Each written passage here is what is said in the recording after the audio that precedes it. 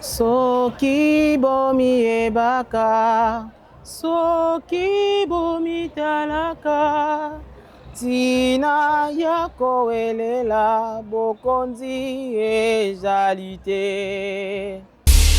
En tout cas, papa, au moins, c'est qui très important au kuta na yo. O expliquer biso nzembo wana po toyembaka banzembo. Au moins nzembo yemba meleki na kaka. Bonjour la famille, bienvenue sur Masolo Kimbang TV. Suivez-nous sur YouTube et tapez Masolo Kimbang TV.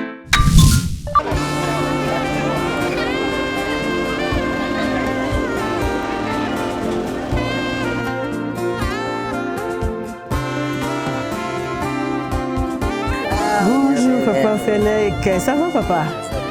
Oh, bonne santé. Nicole Bélé. Ah, tout justement papa Félix. Na banda ki kolukayo. Donc, nzambe kaka. Na banda olukayo. Comment on munini te ezaka likamba nzembo. Ezaka likamba nzembo donc dans ça qui moi ba recherche moi boy. So on dit mito so langue c'est vraiment très important. Est-ce que vous êtes d'accord? Vous êtes d'accord? Bon, donc il est na biso côté na to bongama. OK. Merci.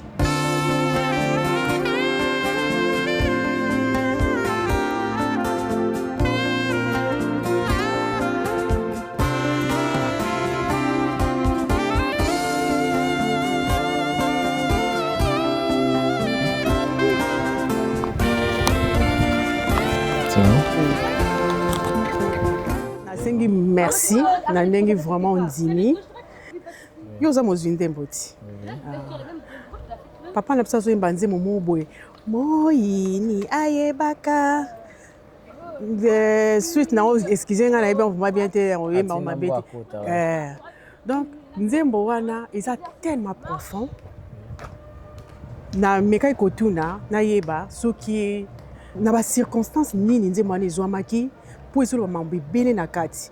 Na ba recherche to salaki ba ko exception ke utayemba ki ngwaza na bino kuna na poto gabinani balobi ke papa Félix mtazwa ki nzembo na bozana ye kuna na poto yango ngata donc nde na moni obonzambe ka pa Félix nzembo wana ezoloba makambo ebele na kati eza na histoire moko ezopesa na kati wana ezolakisa neti kutu matei toyoki lelo donc ezokende pena na nzembo wana ndenge balobi ke mutu na mutu aza na elembo na ye ndenge Satan azolinga kobebisa bilembo ya bato tout ça yango wana papa soki okoki koyesa biso nano na circonstance nini ozwilaki nzembo wana mpo toyokaka kie ezalaka ta mosusu mutu aza na mawa mutu aza na esengo azwi mpe nzembo ya esengo nayebi te so ezalaka bongo.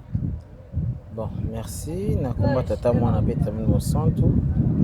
D'abord, on s'est présenté. Comme on n'a pas fallu que 6 mois. Oui.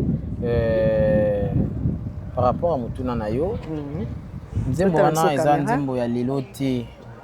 Et la mokinde na moment oyo.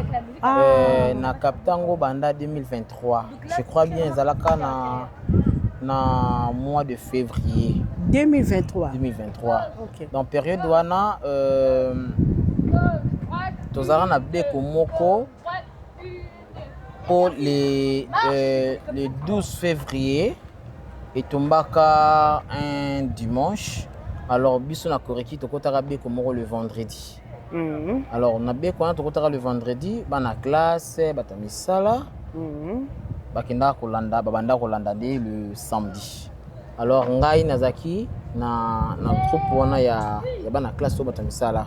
Donc na bossa na ngo penza te parce que nzembo wana bana nazwa ngo likolo moto. Banda ko moto na Kinshasa. Oui, na Kinshasa. Na sentir ngo likolo moto mais na ba secousse ya bato baza na kota pompage bayebi. Donc tant komi na pompage les qu'on a reçu sikoyo moto pour me mangai na lutendele.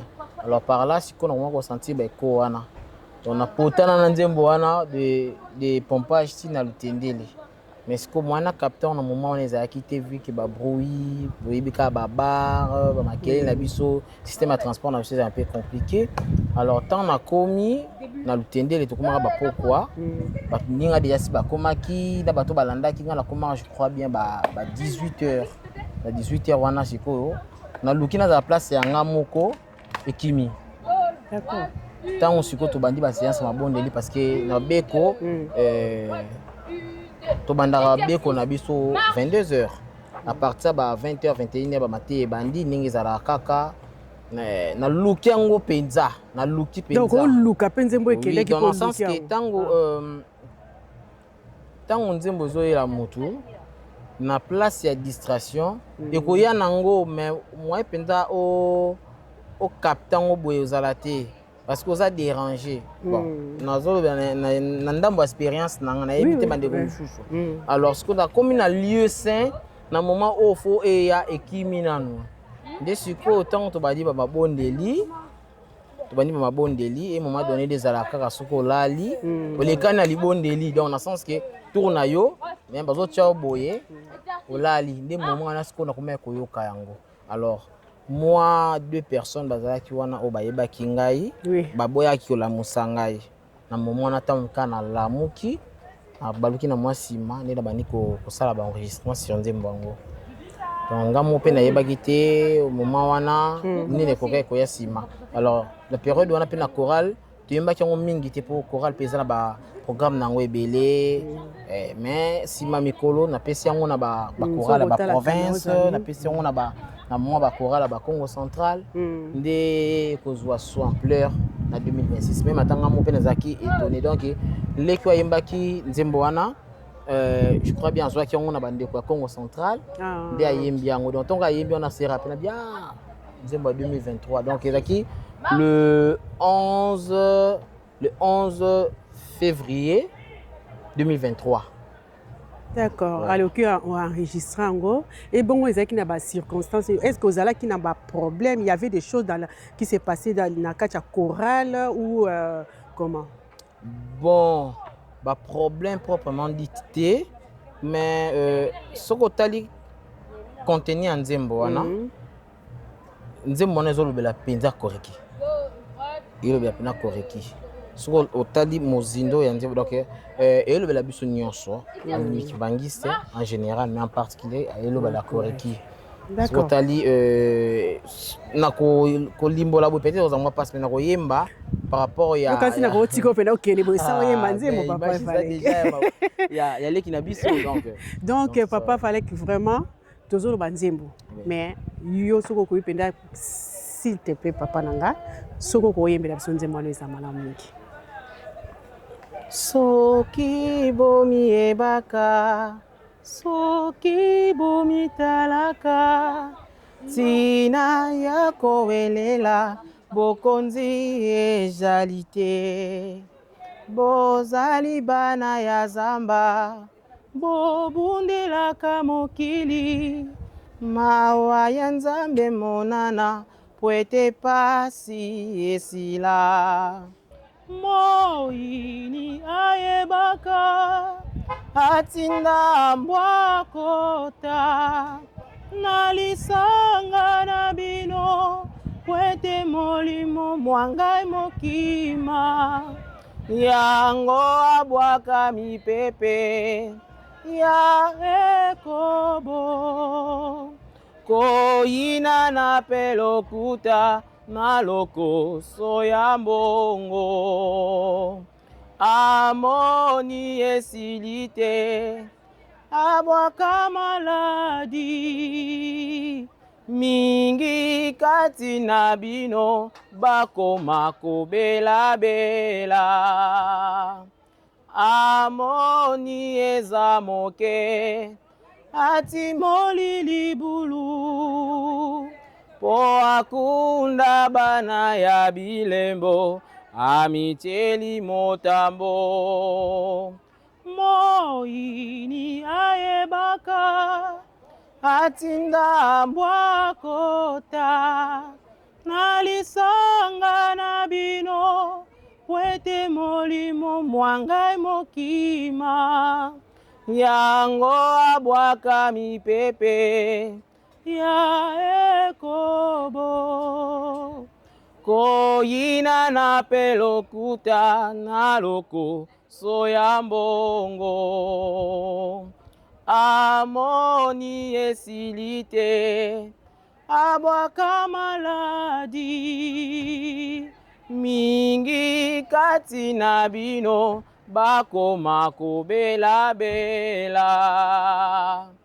Amoni eza moke atimoli libulu po akunda bana ya bilembo amicheli motambo. Waouh, Papa Falek, waouh. Merci. Nzembo yango. Oui. Vraiment. Esika penza oyo ngai touchenga mingi bozali bana ya zamba. Soki toyebi bien ke koreki nde bino bato bolalaka pe na se bana ya zamba. Sikoyo mipepa mabe ekoti etili bino kati ya banini. Oui, c'est vrai ça lingoma mobimba. Mais soki totali nzembo wana eza plus koreki. Mais na mai wana nyonso message na opendo ko pesa na bana koreki to na bana ya église Kimbangiste ezani. Oui, na komba tata mwana pe tata mwana santu eza nango juste message ya interpellation ndenge ezalaka soki mwana akei papa pe ya des fois alobaka ke non suka wana kotengama mingi zongela mpenza eza role na yo. Donc ezalaki Nzambe alingaki a rappelé biso oyo ezali rôle na biso. Des fois pe moi ba déraillage ezalaka donc pour tout que tozonga pena les tozalaki. Après yango 2023 2024 mon espoir qui a sali ba bulldozer moto pende zongi au moins un poto tout ça là on vit réalité mais na kin au moins napenda chaque samedi bat pala la nda côté bana correct bala na nda côté donc soki olala ina be côté poko yemba te le dimanche donc pour moi mikol ba période wana mo ko limba pende zala ki mwandambu mais après yango changement ko mona na penza. Donc nzembo ngo penza teibino penza to teibiso nyonso. Oui, en fait nzembo oui, en particularité, ils ont biso, mais en général, le blapé Kimbangiste parce que nous, les Kimbangistes, tous allés où on a pour nous la mokili, na ba problème nions liés na spiritualité. Donc on a su que musala ngo ya ba Kimbangiste, est-ce que ça sonne à sous-branche moko au penda cop na ba ngeza mabonde les allés bino. Bana ya zamba o balala na sependa balali po biso pe ba mama to sala na biso to nini ba crédit solution mais oyo penda ba ya zamba balala kana zamba musala na biso penda ya ngwana boko kenda ta mwana kati ya zamba bozolala kaka. En tout cas papa au moni kezaki très important to kuta na yo o expliquer biso nzembo wana po toyembaka banzembo omona nzembo yembami eleki nango kaka boye me nzoka nde eza na likambo moko wana papa azoteya biso po te tozonga omoni moto ezonga nakanisa vraiment papa Falek na sepeli. J'espère que bana nyonso ya koreki pe bana nyonso ya bakimbangiste nyonso tolandi papa na biso papa Falek ndenge papa Simo Kimbangu kiangana ya kolobaka na biso ete nzembo ezalaka message eza message ndoto pe ezalaka message banzembo pe ezalaka message donc papa ya koloba mingi eza te po nzembo deja se yembi toza su na commentaire ya kotia te tokolana na nzembo yango sikoyo ndenge oyebi toyoka pe lisusu ndenge bayembelaki yango na papa na biso. Merci papa Falek. Merci na raza mbala suka te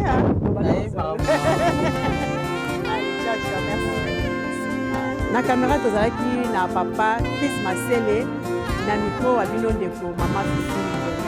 Merci botika.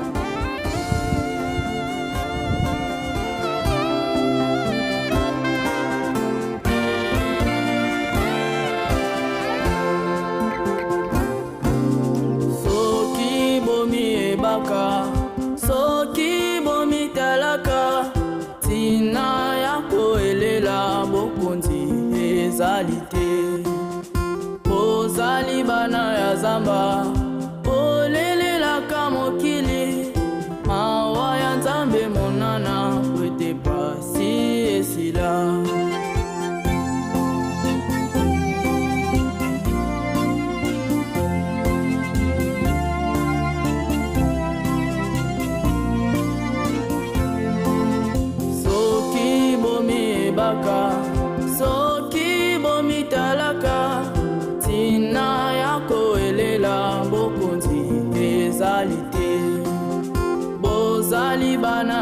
boyemba bolelelaka mokili mawa ya nzambe monana po ete pasi esila moyini ayebaka atina pakota na lisanga na bino po ete molimo mangai mokima ntango abwaka mipepe ya ekobo boyina na pe lokuta na loposo ya mbongo amoni esimbi te abwaka maladi mingi kati na bino bakoma kobelabela amoni eza moke atimoli libulu oakunda bana ya bilemo abiteli motambo moyini ayebaka atina pakota na lisanga na bino wete molimo mwangai mokima yango abwaka mipepe ya ekobo boyina na pe lokuta na loposo ya mbongo amoni esimbi te abwaka maladi mingi kati na bino bakoma kobelabela amoni eza moke atimoli libulu oakunda bana ya bilemo amiteli motambo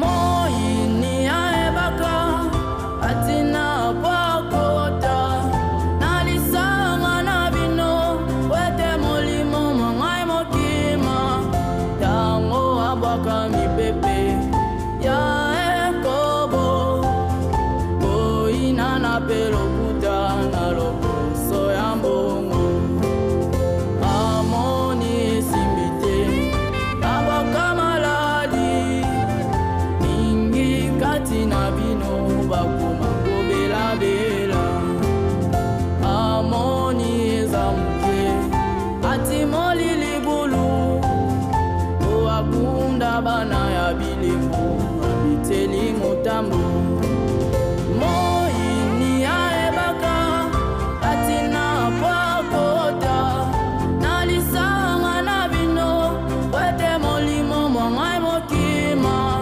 yango abwaka mipepe ya ekobo boyina na pe lokuta na loposo ya mbongo amoni esimbi te abwaka maladi mingi kati na bino bakoma kobelabela amoni eza moke atimoli libulu oakunda bana ya bilemo amiteli motambo